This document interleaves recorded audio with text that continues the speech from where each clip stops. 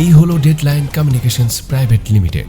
আপনারা দেখছেন express news, খবর নেয়, খবর দেয়।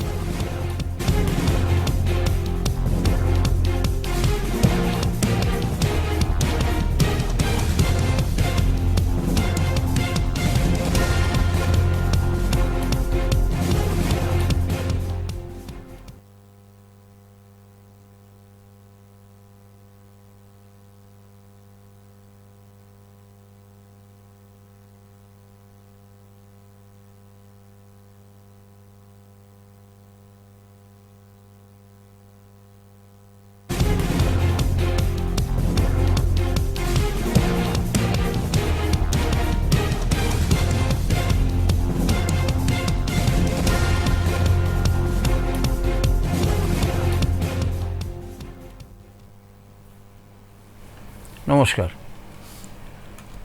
এক্সপ্রেস অনলাইনের সান্ধ্যকালীন আলোচনা সভায় হাজির হলাম আমরা।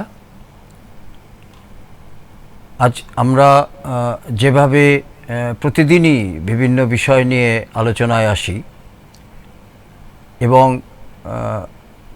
সব রকমের আলোচনার মধ্যে আমরা খেলাধুলাকে অত্যন্ত গুরুত্বপূর্ণ দিয়ে থাকি এবং আপনারা দেখেছেন যে আমরা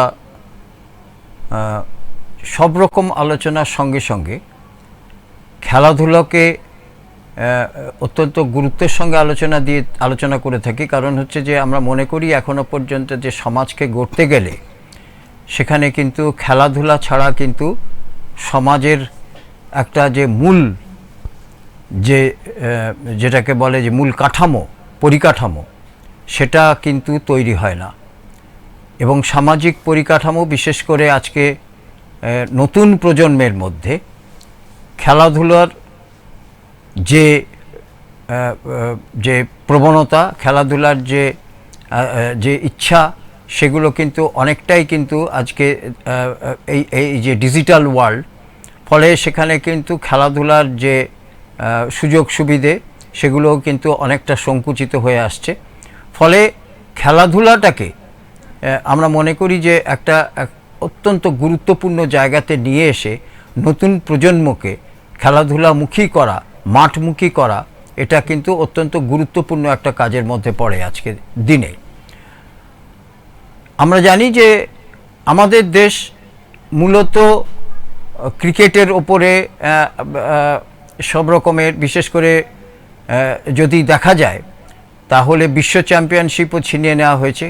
ক্রিকেটে আমরা সব দিক থেকে এখনও পৃথিবীর যে 12টি যে দেশ আছে এবং এখন হয়তো 20টি দেশ সেটা আইসিসির যে সদস্য, তার মধ্যে আমাদের অত্যন্ত গুরুত্বপূর্ণ একটা স্থান রয়েছে ক্রিকেটের। ফলে এবং একই সঙ্গে আমাদের দেশে এবং আমাদের রাজ্যে অত্যন্ত গুরুত্বপূর্ণ একটি খেলা হচ্ছে ফুটবল। এবং এখনও পর্যন্ত আমাদের দেশে বিভিন্ন জায়গাতে, বিভিন্ন রাজ্যে বিশেষ করে, সেখানে ফুটবল নিয়ে কিন্তু একটা উন্মাদনা আছেই। কিন্তু পাশাপাশি আমরা যেটা দেখলাম যে সেটা কিন্তু অ্যাথলেটিক্স, অর্থাৎ পুরোপুরি শরীর গঠন এবং শারীরিক দক্ষতার যে খেলা, সেই অ্যাথলেটিক্সে কিন্তু আমাদের রাজ্যে একসময় যে 2018 সাল পর্যন্ত, এশিয়ান পর্যন্ত আমরা যেভাবে আমরা অ্যাথলেটিক্সকে একটা অন্যতম গুরুত্বপূর্ণ জায়গাতে নিয়ে যেতে পেরেছিলাম বিশেষ করে এই রাজ্য থেকে, তার পরবর্তী ক্ষেত্রে কিন্তু দেখছি আমরা অ্যাথলেটিক্সে কিন্তু কোনোভাবেই কিন্তু আমরা জাতীয় স্তরে কিন্তু গুরুত্বপূর্ণভাবে পৌঁছতে পারছি না।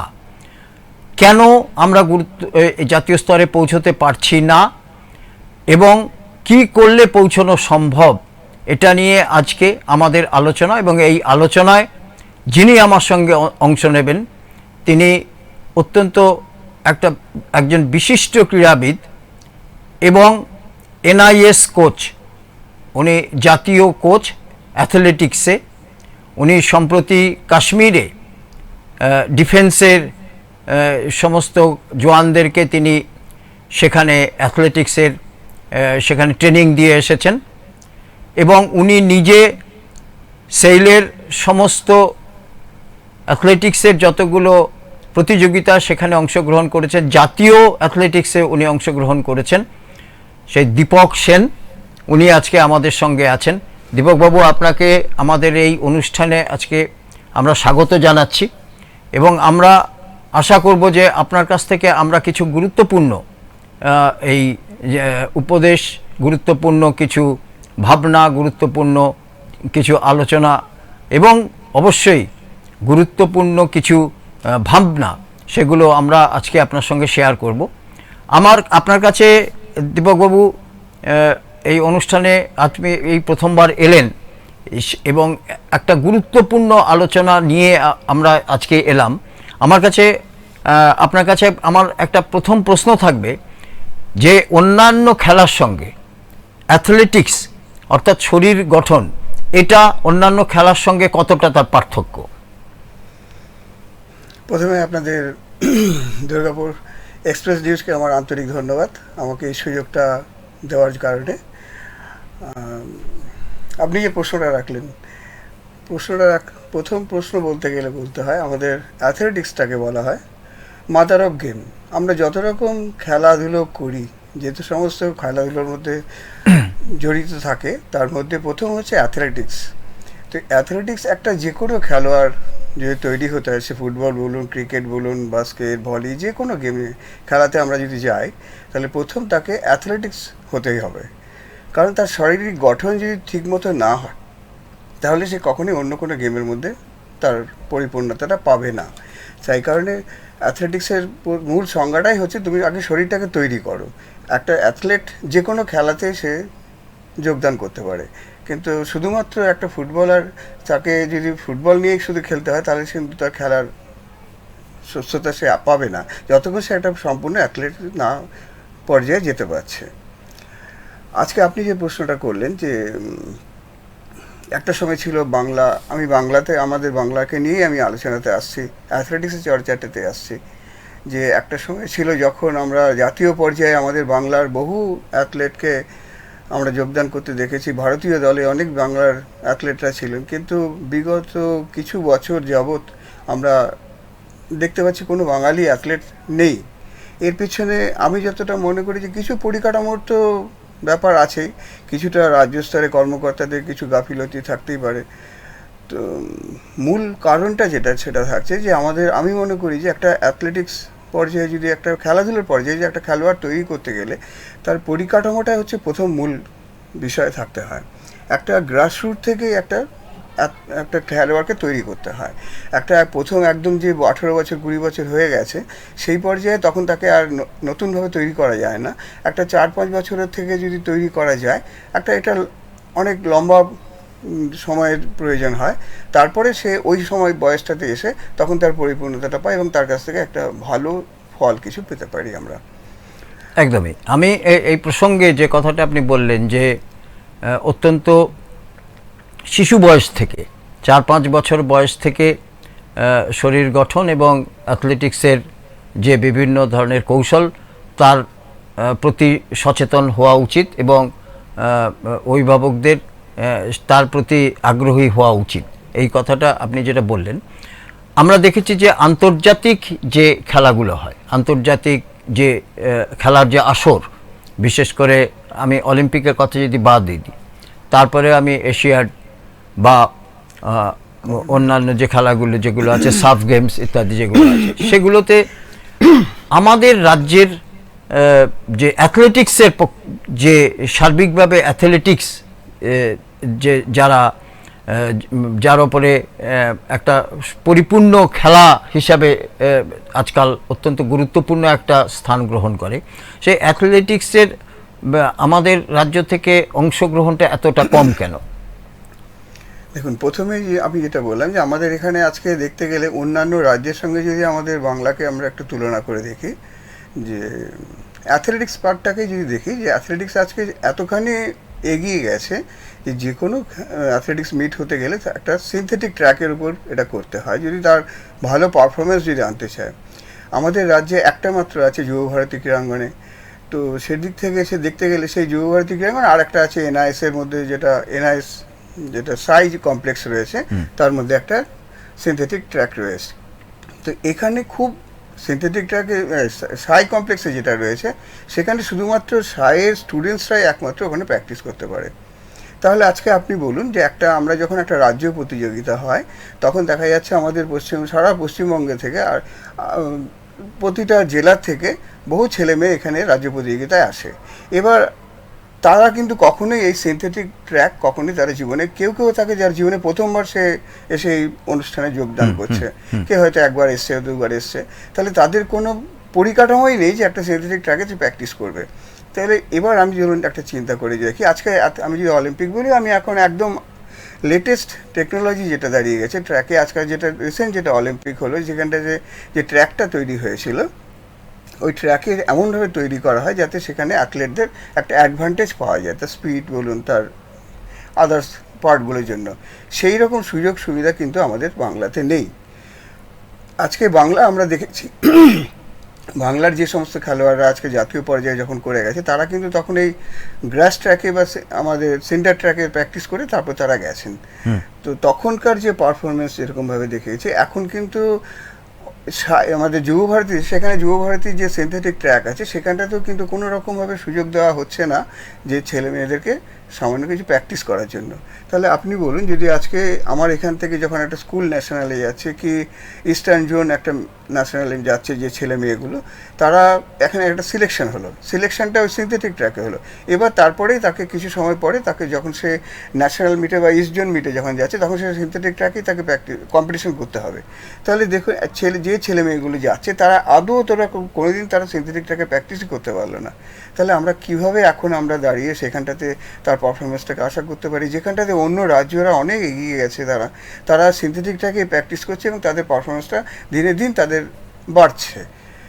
সেই অনুপাতে আমরা সেই সুযোগটা পাচ্ছি না। একটা কারণ হতে পারে।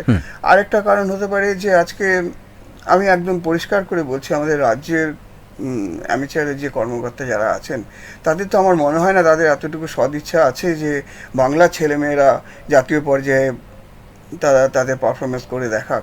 আমাদের এখানটাতে এমন অবস্থা দাঁড়িয়ে গেছে, এখন যারা একটু ভালো অ্যাথলেট ছেলে বা মেয়ে যারাই, তারা দেখা যাচ্ছে অন্য রাজ্যে চলে যাচ্ছে। তো আমাদের দুর্গাপুরেরও এমন একজন আছে একটি মেয়ে, সে অন্য একটা রাজ্যের হয়ে সে প্রতিযোগিতায় যোগদান করে। কেননা এখানটাতে সে সুযোগ সুবিধাটা পাচ্ছে না। যখন সেই ক্যান্ডিডেটটাকে, সেই অ্যাথলেটটাকে যখন অন্য কোনো রাজ্যে যাচ্ছে তখন তাকে সে আরও সাদরভাবে তাকে দিচ্ছে, তাকে নানা রকম সুযোগ সুবিধা দিচ্ছে, যে সুযোগ সুবিধাটা আমরা বাংলা থেকে পাচ্ছি না। আজকে এটা একটা মূল কারণ একটা হচ্ছে যে আমাদের রাজ্যর অ্যামেচারের যে কর্মকর্তারা আছেন, আমার মনে হয় না তাদের এতটুকু সদিচ্ছা আছে যে এখান থেকে বাংলা থেকে ছেলেমেয়েরা আবার জাতীয় পর্যায়ে যাক। না, আমি একটা জিনিস বলি যে সম্ভবত স্বপ্না বর্মন 2018 এশিয়াডে উনি ভালো ফল করেছিলেন এবং সম্ভবত গোল্ড পেয়েছিলেন, সিলভার পেয়েছিলেন। তারপরে কিন্তু এখনো পর্যন্ত মানে সেই কৃতিত্বের সেই স্তরের কিন্তু অ্যাথলেট আমরা কিন্তু আর এখনো পর্যন্ত খুব একটা পাইনি।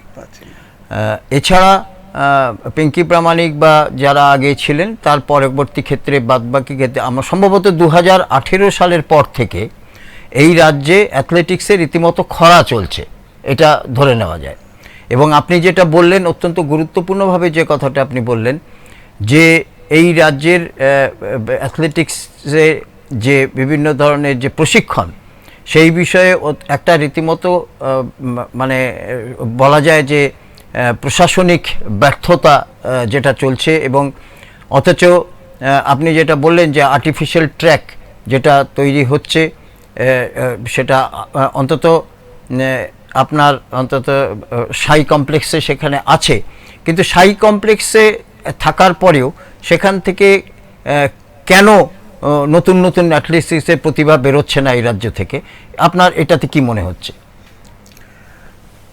এটার একটা মূল কারণ এখন যদি দেখা যায়, আমি বলবো না যে এখানে প্রশিক্ষক নেই। আজকে যা সায়ে আমাদের যেটা রয়েছে সেখানে অনেক প্রতিযোগিতা কোচ সেখানে রয়েছেন, কিন্তু এখানে আজকে দেখুন একটা অ্যাথলেটের আমি নাম বলছি, মোহামেডান মেয়েটি হেনা মল্লিক মনে হয়, হেনা মল্লিক। তো এ একটা প্রমিজিং একটা অ্যাথলেট, আর 16 বছরের নিচে 400 মিটার সে যখন দৌড়চ্ছে, জাতীয় রেকর্ড সে ভেঙেছে, কিন্তু দেখা গেল সেই মেয়েটি যখন সে ন্যাশনাল ক্যাম্পে গেল, এখান থেকে আরও ভালো জায়গাতে যখন গেল, তারপরে দেখা গেল মেয়েটি একবার একটু হয়তো তার পারফরমেন্স করলো, তারপরে তার যে কোনো কারণে তার আর কোনো পারফরমেন্স আসছে না। তো এবার এখানে দাঁড়িয়ে আমরা কি মনে করতে, আজকে আপনি যেটা বললেন যে আমাদের লাস্ট আমরা আমাদের আন্তর্জাতিক পর্যায়ে যে অ্যাথলেটকে আমরা দেখেছি সেটা হচ্ছে স্বপ্না বর্মন, তার আগে ছিল সুস্মিতা সিনহা রায়, তার আগে ছিল সোমা বিশ্বাস।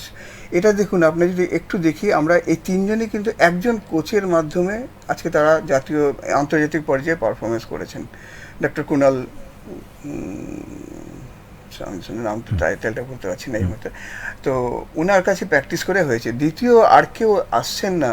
আমি জানি না এটা কোনো প্রশিক্ষকের কিছু ল্যাক আছে না স্টুডেন্টসের কোনো ল্যাক আছে, তারপরে আসছে না, তার কারণটা দেখতে গেলে আজকে আমরা জানি না এর ভেতরে কি আছে, কিন্তু আমার যা মনে হচ্ছে যে সেই রকমভাবে একটা আজকে স্বপ্না বর্মন বলুন যে বা সুস্মিতা সিনহা বা সোমা, এদের যে পরিকাঠামোটা যেভাবে তৈরি হয়েছিল, আজকে এখানকার ছেলে মেয়েদের আমরা কিন্তু সেরকমভাবে দেখতে পাচ্ছি না। আমি অত দূরে যাচ্ছি না, আমি আমাদের দুর্গাপুরেই চলে আসছি। দুর্গাপুরেও দেখেছি যে একটা সময়ে দেখেছি এখানকার ছেলে মেয়েদের যে উৎসাহটা ছিল, আমি অ্যাথলেটিক্সের পর্যায়েই আসছি শুধুমাত্র, আজকে দেখতে পাচ্ছি সেখানে অনেক খরা হচ্ছে, ছেলেমেয়েরা আসতে চাইছে না। যেটুকু ছেলে মেয়ে আসছে আজকে আমরা যখন করেছি বা তারপরের জেনারেশনেও যে আমরা দেখেছি যে আমাদের টাউনশিপ বেস করে যে সমস্ত ছেলেমেয়েরা প্র্যাকটিসে আসতো, এখন কিন্তু আমরা মাঠকে যে কটা মাঠে প্র্যাকটিস করান যে সমস্ত কোচরা, তাদেরকে দেখা যাচ্ছে তারা সব প্রান্তিক থেকে সব আসছে। একদম টাউনশিপ বলতে ঘেঁষা ছেলেমেয়েরা খুব কম আসছে, তাদের ইন্টারেস্টটা দেখা যাচ্ছে হয়তো ক্রিকেটে বেশি ইন্টারেস্ট হচ্ছে, মানে একেবারে প্রান্তিক স্তরের তৃণমূল স্তরের থেকে ছেলেমেয়েরা যারা ধরুন খেটে খাওয়া মানুষ, একদম তারা ঠিক দিন আনে দিন খায়, বা তারা একবেলা এমনও কিছু ছেলে মেয়ে আছে যারা ঠিক মতো খাওয়া দাওয়াটাও পায় না, তাদের মধ্যে হয়তো প্রতিভা অনেক কিছু ছেলে মেয়ে আজকে আমাদের মধ্যে আছে। আমি দুর্গাপুরকে লক্ষ্য করেই বলছি যে তাদের মধ্যে প্রতিভা আছে, কিন্তু তাদেরকে এটা দেখুন, আপনি যেটা বললেন যে একটা কেন পারফরমেন্স আসছে না। অ্যাথলেটিক্স এমন একটা ইভেন্ট, এটার পিছনে অত্যধিক পরিমাণে পরিশ্রম দিতে হয় এবং সুষ্ঠুভাবে পরিশ্রমটা নিতে হয়। যে অ্যাথলেটটাকে আমি পরিশ্রম করেছি, আমি একজন কোচ হিসাবে আপনাকে বলছি যে একটা অ্যাথলেটকে আমি স্টেপ বাই স্টেপ তাকে যখন আমি তুলবো, তাকে যেভাবে আমি গাইডলাইনটা দেবো, তাকে যেভাবে পরিশ্রম করাবো, যদি সাইড বাই সাইড সে ঠিকমতো ফুডটা যদি না পায়, খাবারটা যদি না পায়, তাহলে তার স্ট্রেংথটা কমে যাচ্ছে। তাহলে সেইখানে দাঁড়িয়ে আজকে আমরা সেই কারণেই, এইটার একটা মূল কারণ হচ্ছে একটাই যে আজকে আমাদের পারফরমেন্স আসছে না, অনেকটা হচ্ছে এই কারণেই যে তাদের ইন্টারেস্টটাও কিছুটা আসছে না, যারা আসছে তাদের মধ্যে এই ল্যাকটা ভীষণভাবে থেকে যাচ্ছে। এটাকে যদি কোনোভাবে, আজকে ধরুন অনেক কর্পোরেট আছে যারা অনেক কিছু গেমসে, ক্রিকেট বলুন বা আদার্স সাইডে তারা সাহায্য এগিয়ে যান, হাত বাড়িয়ে দেন। আজকে যদি এইরকম অ্যাথলেটদেরকে যদি এরকম কোনো কর্পোরেট সংস্থা যদি এইভাবে এগিয়ে আসতেন, আমার বিশ্বাস এবং আমি বিশ্বাস করি এটাই যে আজকে দুর্গাপুর থেকে এরকম অনেক প্রতিভাবান ছেলে মেয়ে আছে যারা আজকে রাজ্য কেন জাতীয় পর্যায়েও তারা ভালো রেজাল্ট করে দেখাতে পারে। হ্যাঁ দেববাবু, আমার এই প্রসঙ্গে আপনি যে একটা অত্যন্ত গুরুত্বপূর্ণ বিষয়ে অবতারণা করলেন, এই প্রসঙ্গে আমার যেটা মনে হয় যে আমরা যত গুরুত্ব ক্রিকেটের ওপরে দিয়ে থাকি এবং অনেক ক্ষেত্রে গুরুত্ব ফুটবলের ওপরে দিয়ে থাকি, এবং ফুটবল বলা যায় যে যেহেতু ফুটবল একেবারে ক্লাব ভিত্তিক খেলা এবং সেহেতু ক্লাবগুলো তাদের স্পন্সরশিপ থাকে এবং তারা চেষ্টা করে যে ফুটবলগুলোকে তারা তাদের মতো করে সাজাতে, কিন্তু আন্তর্জাতিকভাবে ক্রিকেটে আমরা যে পরিমাণ উৎসাহ দিই, যে পরিমাণ আমরা বাজেট সে ক্রিকেটের জন্য অ্যালট করি, আমার মনে হয় যে অ্যাথলেটিকের ক্ষেত্রে কি আমরা ততটা গুরুত্ব দিই বা ততটা বাজেট কি আমরা অ্যালট করি? আপনার কথাটাকে ভীষণভাবে সম্মান জানিয়েই বলছি যে আজকে আমাদের সব থেকে বড় দুঃখ, আমি একজন অ্যাথলেট, আমি অ্যাথলেট হয়ে আমার এই দুঃখটাকে প্রকাশ করতে বাধ্য হচ্ছি আজকে, যে আজকে আপনি ক্রিকেটের, আজকে আমি দুর্গাপুরকে শুধু লক্ষ্য করে যদি এগিয়ে যায়, আজকে দুর্গাপুরের অনেক কটা জায়গায় একটা ক্রিকেট একাডেমি তৈরি হচ্ছে, তাদের মাঠটাকেও সেইভাবে প্রস্তুত হচ্ছে এবং সেটার পিছনে অনেক স্পন্সরও বা কেউ তাদের সাহায্যের হাত বাড়াচ্ছে। সেই অনুপাতে আজকে একটা কোথাও অ্যাথলেটিক্স ট্রেনিং করার মতো একটা মাঠ নেই। একটা 400 মিটার দুটো মাঠ ছিল আমাদের, একটা ছিল নেহেরু স্টেডিয়াম, একটা ছিল অ্যালো স্টিল প্যাভিলিয়ন। তো আজকে দুঃখের সঙ্গে বলতে হচ্ছে যে আমাদের নেহেরু স্টেডিয়াম, যে মাঠ থেকে আজকে বহু প্রতিযোগিতা অ্যাথলেট বলুন খেলোয়াড় তৈরি হয়ে এসছে, আজকে সেই মাঠ অ্যাথলেটিক্স সম্পূর্ণভাবে বন্ধ হয়ে গেছে। একটা সারা পশ্চিমবঙ্গের মধ্যে তখন দেখা যেত একমাত্র রবীন্দ্র সরোবরে ছিল 400 মিটার ট্র্যাক, তারপরেই ছিল আমাদের দুর্গাপুরে 400 মিটার ট্র্যাক নেহেরু স্টেডিয়াম, এরপরে তৈরি হলো আমাদের আলুস্টিল 400 মিটার ট্র্যাক একটা, তারপরে আমরা এসেছি অনেক পরে এসেছি যুব ভারতী। তো সেই অনুপাতে দাঁড়িয়ে আজকে সেই জায়গায় দাঁড়িয়ে আজকে কোনো একটা সত্যিকারের একটা 400 মিটার প্র্যাকটিস করার মতো, আজকে যখন ধরুন কম্পিটিশনটা হয়, আজকে আপনি অলিম্পিক বলুন, ন্যাশনাল, আপনি কমনওয়েলথ বলুন, এশিয়ান বলুন, যেটাই বলুন, আজকে যত আন্তর্জাতিক পর্যায়ে দেখুন সবকটাই কিন্তু 400 মিটার ট্র্যাকের উপরেই বেস করে তৈরি হয়, কম্পিটিশনটা হয়।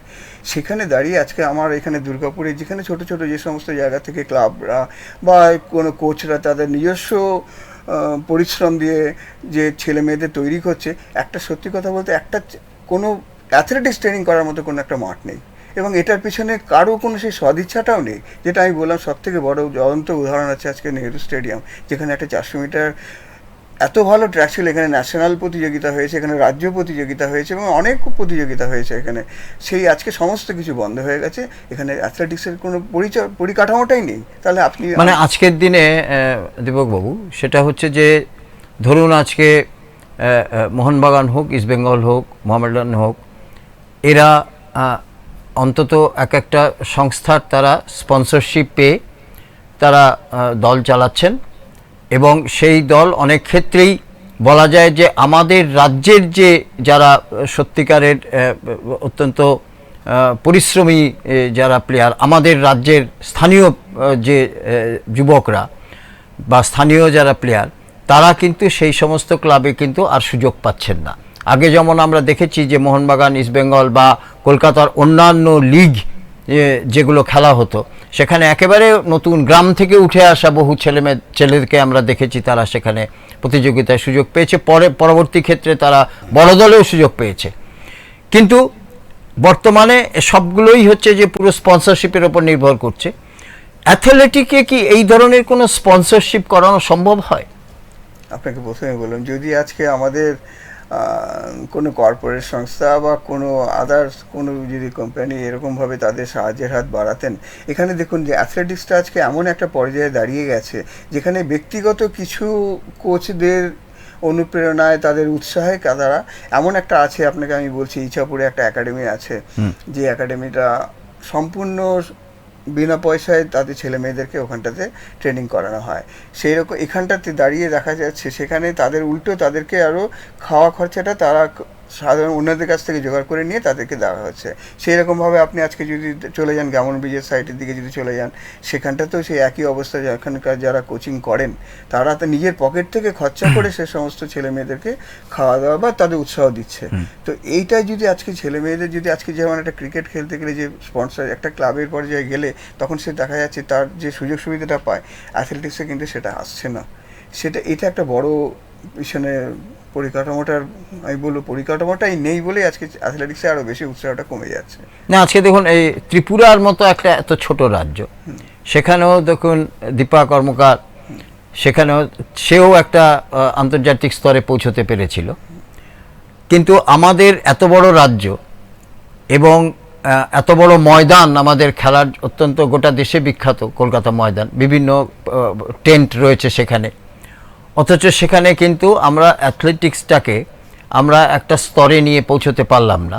এবং আমার মনে হয় যে এখনও পর্যন্ত যাদের আপনি নাম বললেন যে অ্যাথলেটিক্সরা কোনোভাবে আন্তর্জাতিক স্তরে পৌঁছতে পেরেছে, তারা প্রত্যেকেই নিজস্ব দক্ষতায় এবং নিজস্ব চেষ্টায়। সেখানে সরকারি পরিকাঠামো তাদের কতটা হেল্প করেছে? এটা দেখুন, একটা যেহেতু একটা ব্যক্তিগত খেলা, সেটা আপনি যে কোনো ব্যক্তিগত খেলাতে যদি আপনি যান, সেটা অ্যাথলেটিক্স হতে পারে, ব্যাডমিন্টন হতে পারে, টেবিল টেনিস হতে পারে, যেগুলো ব্যক্তিগত খেলা, সেখানে নিজস্ব একটা প্রতিভা বলুন, নিজস্ব ইচ্ছে, নিজস্ব পরিশ্রম সব কিছু সম্পূর্ণ আগে নিজেকে করতে হবে। এবার তার সঙ্গে সেখানটায় দাঁড়িয়ে যদি তার ঠিকমতো একটা পরিকাঠামো বলতে আমি সেই মতো একটা গ্রাউন্ড যদি পায়, তাহলে দেখা যাবে তখন সেখানটাতে সে আরও ভালোভাবে এগোতে পারছে। আজকে একটা ধরুন একটা প্রতিভা একটা ছেলে বা মেয়েকে পেলাম, কিন্তু তাকে আমি একটা প্র্যাকটিস করাবো যখন তার একটা মাঠ নেই। আমি অ্যাথলেটিক্সের পার্টে আছি, তাকে যে অ্যাথলেটিক্সের ট্রেনিং করার জন্য যে মাঠটা দরকার, যে দৌড়াবার জন্য তার যে জায়গাটা দরকার, সেটাই যদি না থাকে তাহলে তাকে আমি কি করে আর তাকে এগোতে পারি? সেই জায়গাটাই তো আজকে এখানে সব থেকে বড় প্রতিবন্ধকতা এসে দাঁড়িয়েছে, যে আমাদের একটা ভালো মতো মাঠ নেই। তো না, আরেকটা মানে পরিকাঠামোর মধ্যে অন্যতম গুরুত্বপূর্ণ একটা বিষয় হলো মাঠ। আচ্ছা, আর দ্বিতীয় হচ্ছে পরিকাঠামোর মধ্যে গুরুত্বপূর্ণ হচ্ছে কোচিং। কোচিং হিসেবে আপনি কি মনে করেন যে কোচ তারা কি মানে পুরোপুরি দক্ষ, অর্থাৎ আন্তর্জাতিক কোচিং যেভাবে হয় অ্যাথলেটিক্সে, আমাদের দেশে কি সেই ধরনের কোচকে কি ট্রেনিং দিয়ে আনা হয়? হ্যাঁ, আপনি যদি আমাদের জাতীয় পর্যায়ে আপনি যদি দেখেন, সেখানে আজকে এনআইএস যেটা রয়েছে, ন্যাশনাল ইনস্টিটিউট অফ স্পোর্টসের যেখানে রয়েছে, সেখানটাতে কোচকে আলাদা ট্রেনিং নিতে হয়। 2 বছরের একটা কোর্স আছে, সেই কোচিং করতে হয়, কোর্সটা করতে হয়। সেখানটাতে তাকে কি করে কোচিং করতে গেলে তার একটা অ্যাথলেটের কী করে ডেভেলপমেন্টটা হয়, কী করে তার এন্ডুরেন্স পার্টটা বাড়ে, কী করে তার বডি ফ্লেক্সিবিলিটি বাড়ে, এই সমস্ত বিষয়গুলো নিয়ে তাকে পড়াশোনা করতে হয়, ভালোভাবে পড়াশোনা করতে হয়। তারপরেই সে একটা এসে সে ইমপ্লিমেন্টটা করতে পারে তার স্টুডেন্টসদের উপর।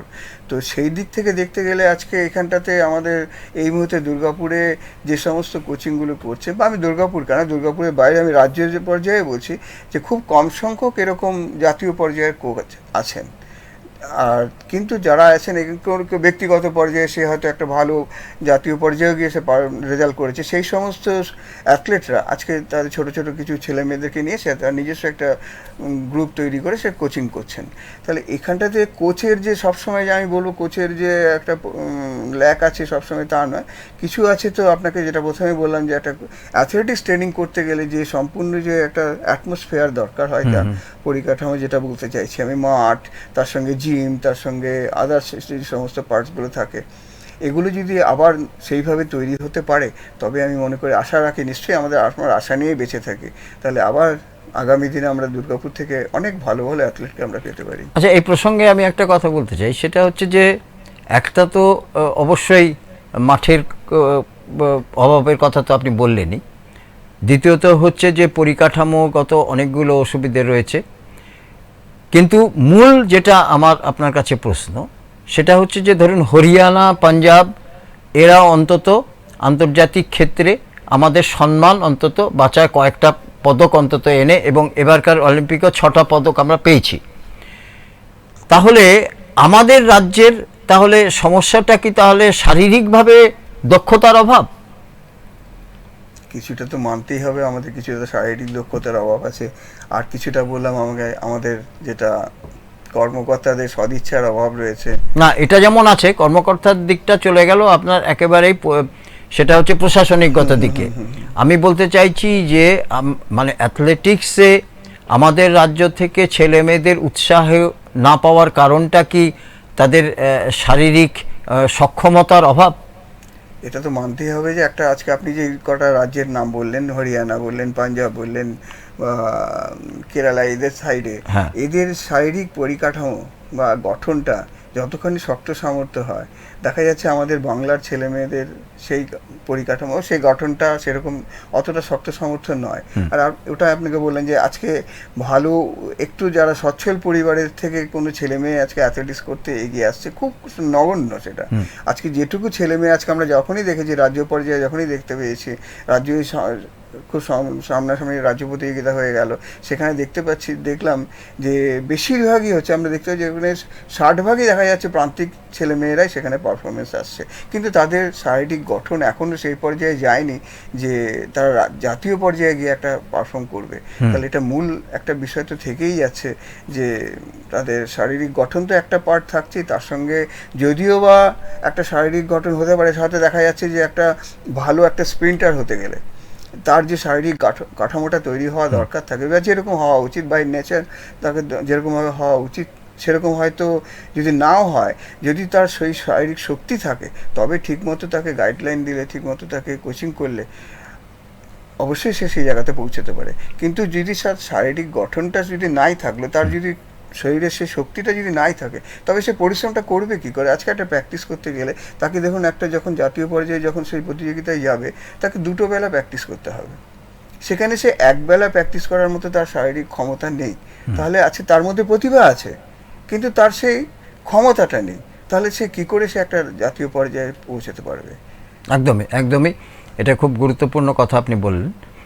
মানে এই প্রসঙ্গে একটা কথা হয়তো মানে বলাই যায়, সেটা হচ্ছে যে ধরুন আন্তর্জাতিক ক্ষেত্রে অ্যাথলেটিক্সের ক্ষেত্রে যারা শীর্ষস্থানীয় দেশ, অর্থাৎ চীন, জাপান, আমেরিকা, এই যে শীর্ষস্থানীয় দেশ যারা, এদের যে প্রশিক্ষণ হয়, এই প্রশিক্ষণের সঙ্গে আমাদের দেশে অ্যাথলেটিক্সের যে প্রশিক্ষণ হয় তার তফাৎটা কি?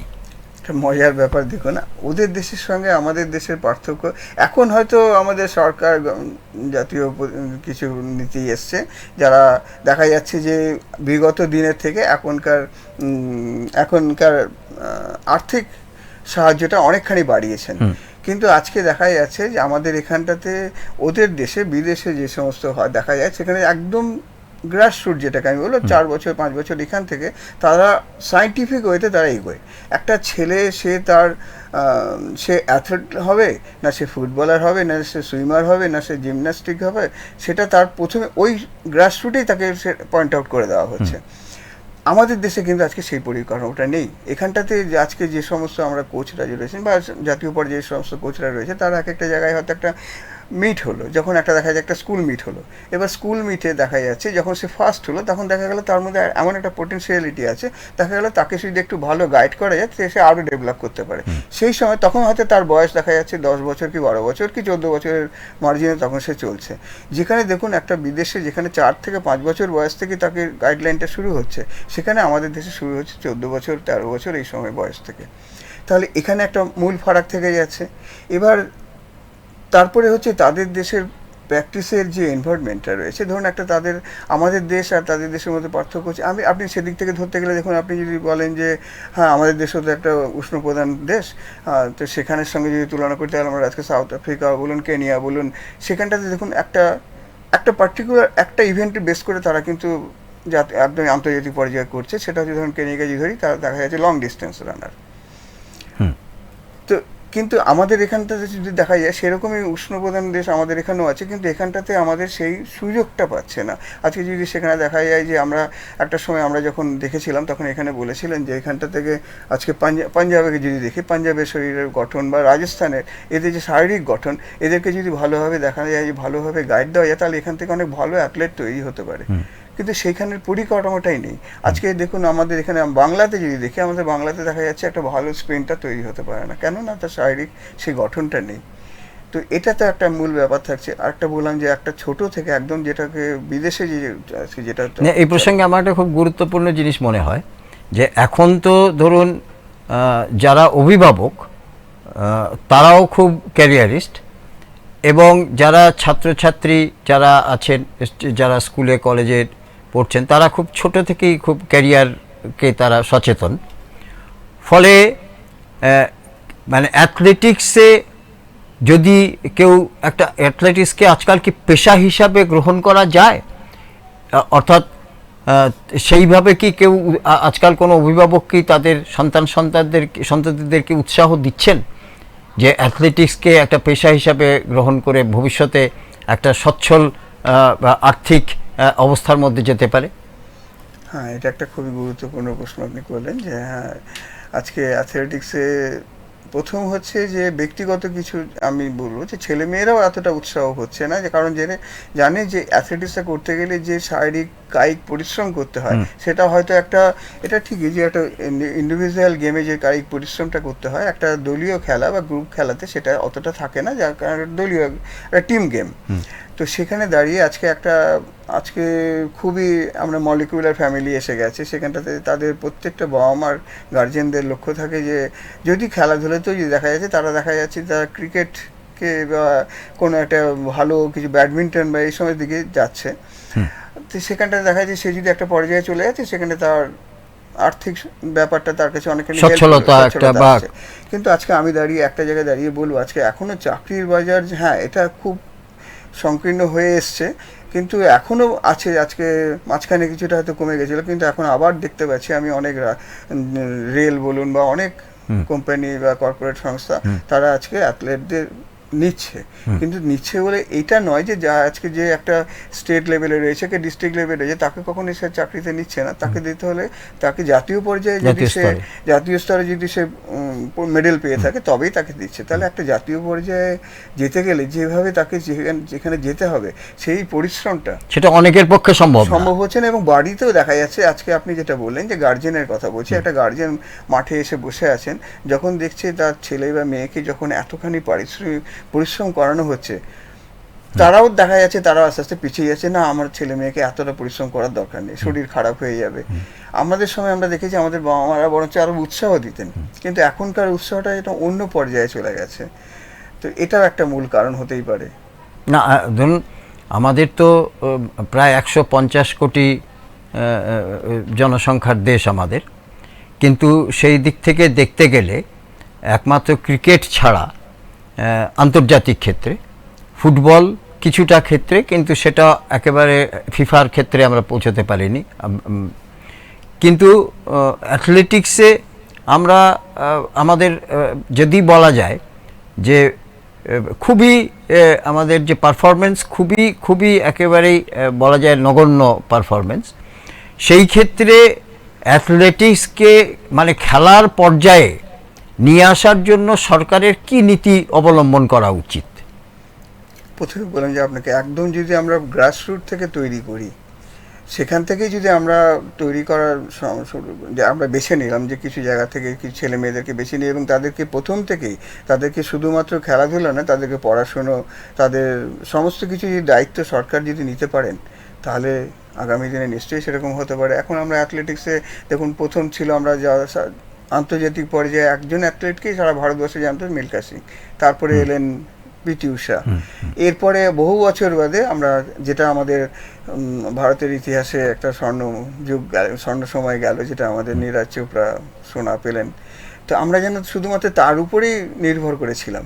অ্যাথলেটিক্সে আবার দেখুন, আপনি অলিম্পিকটাকে যদি ছেড়ে দিই, আমরা যদি এখন এশিয়ান গেমসে যখন আসছে, এশিয়ান অ্যাথলেটিক্স মিট যখন দেখা যাচ্ছে, আমি এই পার্থক্যটা কেন হয় সেটা এই মুহূর্তে অতটা আলোচনার মধ্যে যাচ্ছি না, শুধু একটুখানি বলি। দেখুন, এশিয়ান মিট যখন হয় তখন দেখা যাচ্ছে আমাদের ভারতীয় অ্যাথলেটরা অনেক ভালো পারফর্ম করছে, অনেক মেডেল পাচ্ছেন, অথচ সেই অ্যাথলেটরা যারা এশিয়ান গেমসে যারা ভালো পারফরমেন্স করে মেডেল পেয়েছেন, ভারতের নাম অনেকখানি উপরে নিয়ে যেতে পেরেছেন, সেই অ্যাথলেটরা যখন অলিম্পিক্সে যাচ্ছেন বা বিশ্ব পর্যায়ে যাচ্ছে, তখন কিন্তু তাদের সেই পারফরমেন্সও তারা একদমই দিতে পারছেন না। কেন এটার পেছনে? অথচ এখন আমি এটা, হ্যাঁ, যেটা আমাদের উচিত ছিল যে গ্রাসরুট থেকে যেটা নেওয়া উচিত ছিল, সরকারকে যেভাবে দায়িত্বটা নেওয়া উচিত ছিল সেটা হয়তো নিতে পারছেন না। তারা একটা পর্যায়ে যখন দেখা যাচ্ছে যারা জাতীয় পর্যায়ে রয়েছে তাদের পেছনেই টাকাটা দিচ্ছেন, তো সেখানে দাঁড়িয়ে তাদের পেছনে এবার যদি আমরা একটা স্ট্যাটিস্টিক দেখছিলাম যে এক একটা অ্যাথলেটের, আমি শুধু অ্যাথলেটিক্স পর্যায়ে আছে, অন্য গেমসের কথা ছেড়ে দিচ্ছি,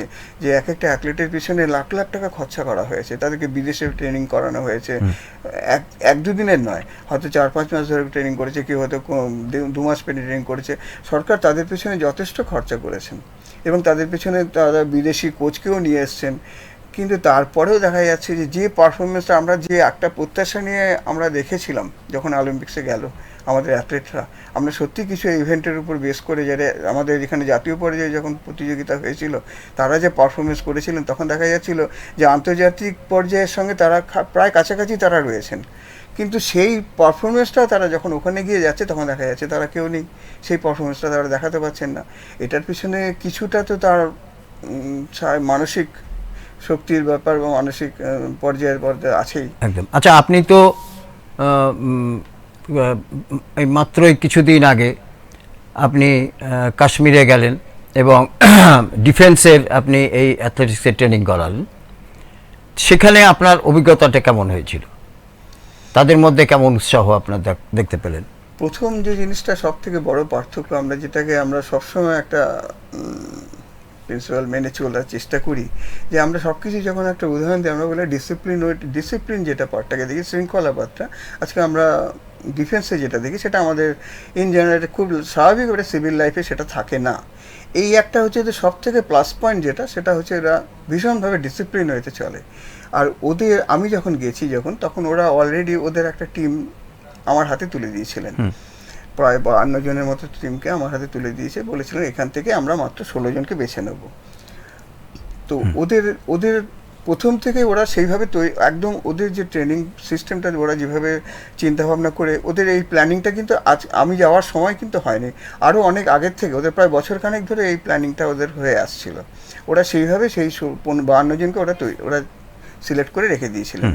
তো আমি গিয়ে শুধু তাদেরকে তাদের এন্ডুরেন্স পাওয়ার, তাদের ফ্লেক্সিবিলিটি, তাদের স্পিড, তাদের স্ট্রেংথ, এইসব ট্রেনিংগুলো দিয়ে তাদেরকে নিয়ে গেছি। তার জন্য আমার কাছে একটা প্লাস পয়েন্ট ছিল, তারা তৈরি হয়ে এসেছিল।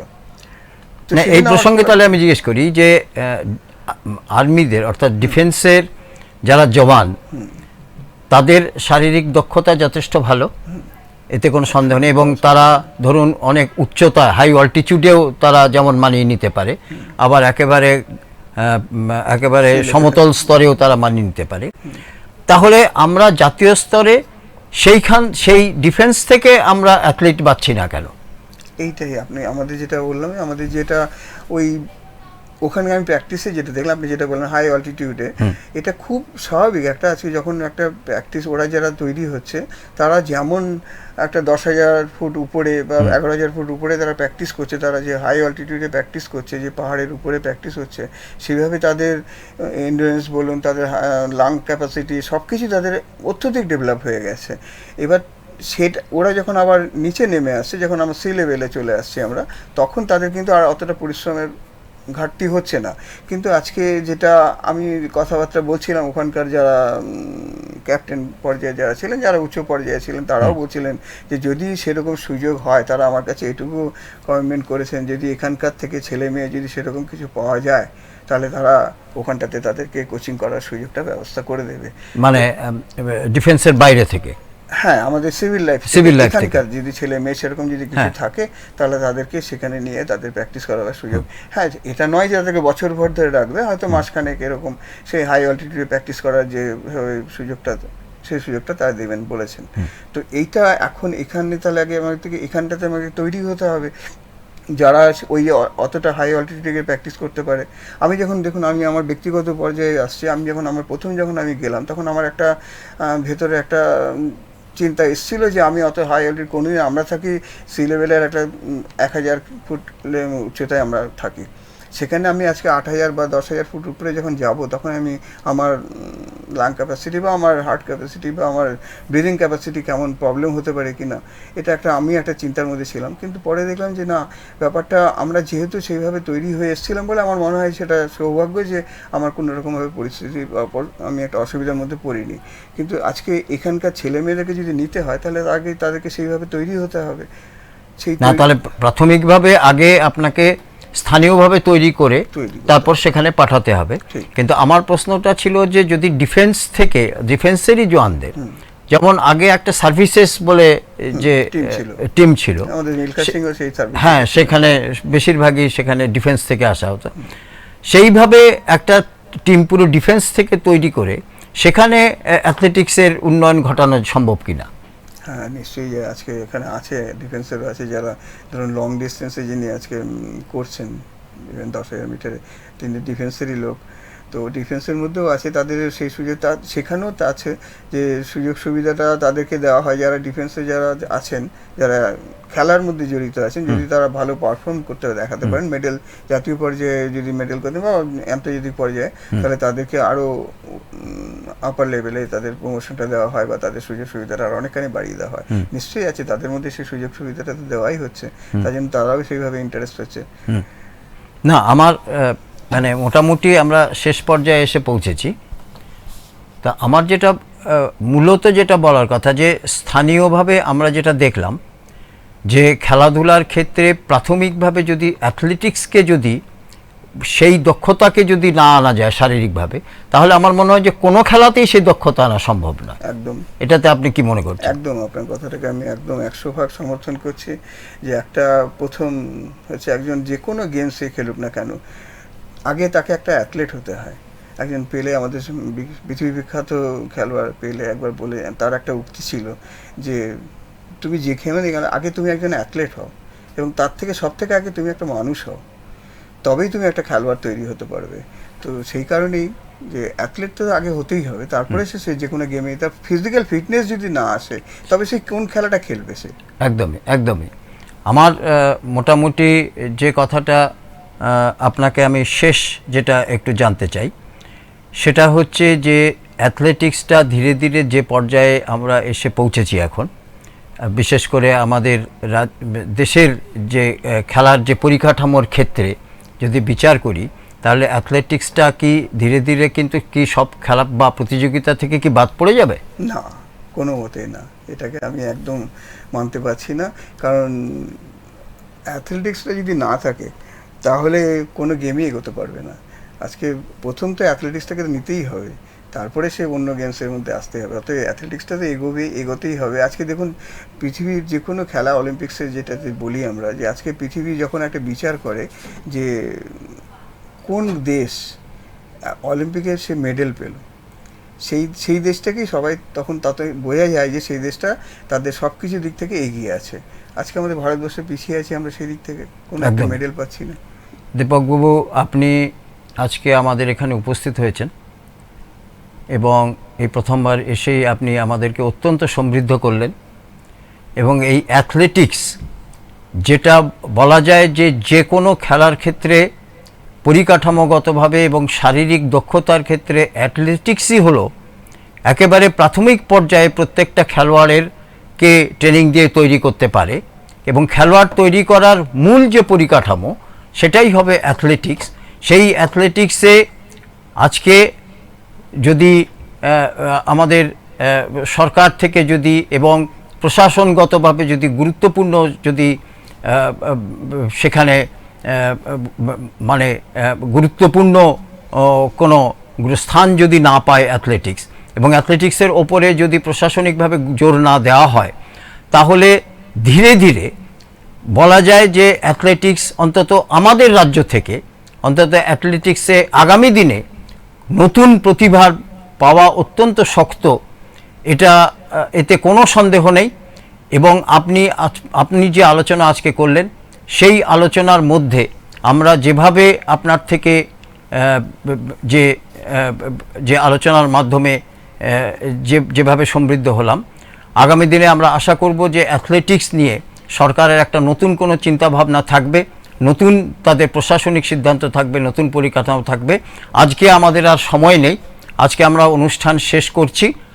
আপনাদের সকলকে আমাদের জন্য এই মানে এই অন্তত অ্যাথলেটিক্স এবং খেলাধুলা এই দুটো নিয়ে যেন সরকারের নতুন করে সিদ্ধান্ত গ্রহণ করা উচিত, এই আশা নিয়ে আজকে আমরা ফিরে যাচ্ছি। আপনাকে অনেক ধন্যবাদ দীপকবাবু। আজকে আমাদের শেষ করতে হচ্ছে, তাই আগামী দিনে আবার কোনো সময় কোনোভাবে আমরা এখানে বসবো। আজকের মতো শুভরাত্রি। নমস্কার।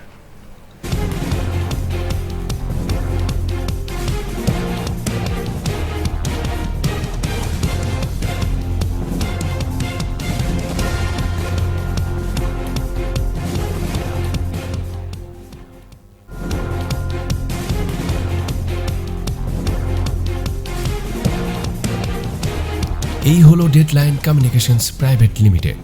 আপনারা দেখছেন এক্সপ্রেস নিউজ, খবর নেয় খবর দেয়।